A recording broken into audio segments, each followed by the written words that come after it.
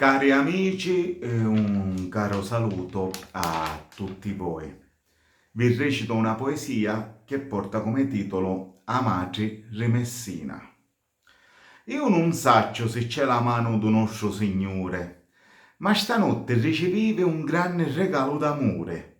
Mi ritrovai tra le bellezze preziose di Messina, rallato alle case pasce e con le pere in talarrina. Lo ciavolo di mare mi stordia lo cereveddo, sotto l'occhio d'un pescatore e un picciriddo. Tutto insieme la vediano un carretto a due ruote e un foulard sventoleare con melodiose note. Era una ronna con una gonna curta che poetava e in silenzio mi avvicinai a ida e l'ascoltava.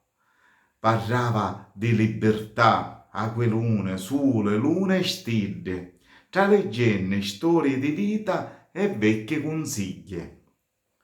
Ma lei qua ci diceva sentendo di divine verse, e poi perché stanotte mi sento le carne perse? Idda mirreria e dannomi una carizza in tuo viso, diceva, sogno Maria, le case vasce di paradiso. Ti senti le vine perse perché sei sensibile alle poesia e idda t'arrefrisco cuore e la mente come a mia. Poi recitava un'altra poesia muovendo le sue mani e adagio la veria sempre più lontano, fino a quando pigliamo con la piscemrazza e tra lo mare addiventava lucente scumazza.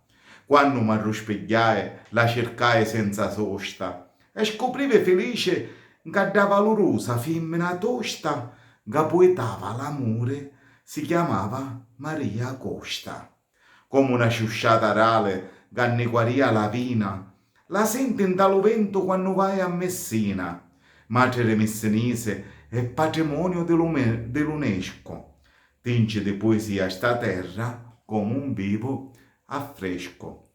Io ringrazio la giuria del concorso Maria Costa 2024, il direttore artistico Renato Di Pane, per aver assegnato il primo posto a questa mia lirica che porta come titolo Amace Rimessina. Grazie a tutti veramente di cuore e un caro saluto a tutti gli amici di Facebook. Ciao!